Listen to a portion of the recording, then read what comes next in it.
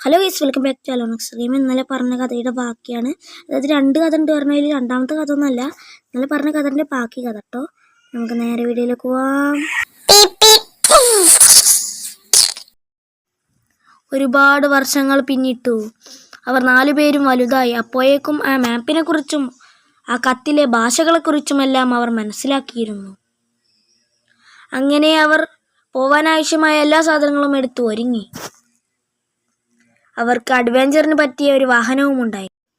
അവർ അവരുടെ ഗ്രാമത്തിൽ നിന്നും മസ്റൂഖ് എന്ന ഗ്രാമത്തിലേക്ക് പുറപ്പെട്ടു. അവിടെ എത്തിയതിനു ശേഷം അവിടെ 2 ദിവസം നിന്ന് കാര്യങ്ങളെല്ലാം സെറ്റ് ചെയ്ത് നേരെ കാൺഗ എന്ന ഒരു വലിയ കാട്ടിലേക്ക് പുറപ്പെട്ടു. കാട്ടിലെത്തിയ ശേഷം അവർ ആയുധങ്ങളെല്ലാം സെറ്റ് ചെയ്ത് കാട്ടിലേക്ക് പ്രവേശിച്ചു. ആകെയൊരു നിഗൂഢതയും വല്ലാത്ത നിശബ്ദതയും അവർക്ക് അനുഭവപ്പെട്ടു. അവരൊരു കടുവയുടെ മുരൾച്ച കേട്ടു. പെട്ടെന്നൊരു കടുവ വന്ന് വണ്ടിക്ക് മുന്നിൽ ചാടി. അവർ കടുവയെ ഇടിച്ചു തെറിപ്പിച്ചുകൊണ്ട് വണ്ടി വേഗതയിൽ കൊണ്ടുപോയി. എന്നാൽ ഇടിച്ചതിൻ്റെ ദേഷ്യത്തിൽ കടുവ പിറകെ തന്നെ ഓടി വന്നുകൊണ്ടിരിക്കുകയായിരുന്നു. അപ്പോൾ ഇവർ വാഹനത്തിൻ്റെ തോക്കുകൾ ഉപയോഗിച്ച് ആ കടുവയെ കൊന്നു. എന്നാൽ ഇവർ ഇപ്പോൾ കൊന്നത് പെൺകടുവയെയാണ്. ഇത് കണ്ട് ദേഷ്യം വന്ന ആൺകടുവ കുന്നിൻ്റെ മുകളിൽ നിന്നും ഇവർക്ക് നേരെ പാഞ്ഞു വരുന്നത് ഇവർ കണ്ടു.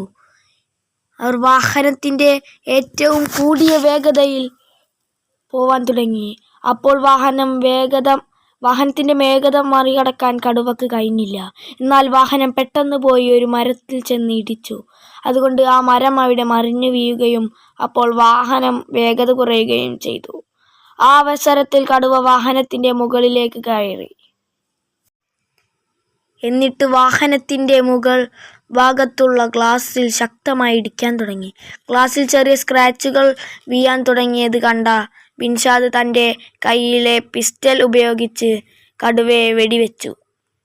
ആ ദേഷ്യത്തിൽ അവൻ്റെ നേരെ വന്നപ്പോൾ കടുവ വാഹനത്തിൻ്റെ മുകളിൽ നിന്ന് താഴേക്ക് വീണു. എന്നാലും കടുവ വിട്ടുകൊടുത്തില്ല. വാഹനത്തിൻ്റെ പിറകിൽ ഓടിക്കൊണ്ടിരുന്നു. അപ്പോൾ ബിൻഷാദ് ഒരു വെടി കൂടി ഉതിർത്തു. ആ വെടി അതിൻ്റെ ശരീരത്തിൽ നന്നായി പരിക്കുണ്ടാക്കി. എന്നാലും അത് വാഹനത്തിൻ്റെ പിറകെ ഓടി.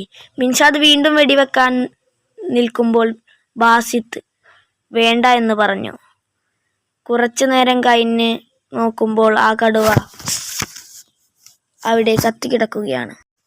അപ്പോൾ വാഹനത്തിൻ്റെ വേഗത കുറച്ച് സാധാരണ ഗതിയിൽ അവർ പോകാൻ തുടങ്ങി. അങ്ങനെ അവർ ആ കാട് കടന്ന് പുറത്തെത്തി. എന്നിട്ട് വാഹനത്തിൻ്റെ പരിക്കുകളെല്ലാം ശരിയാക്കി സീതാൻ എന്ന ആ ഗുഹയിലേക്ക് പോകാൻ ഒരുങ്ങുമ്പോൾ അവിടെ ഒരു മനുഷ്യ സ്ത്രീ നിൽക്കുന്നത് കണ്ടു.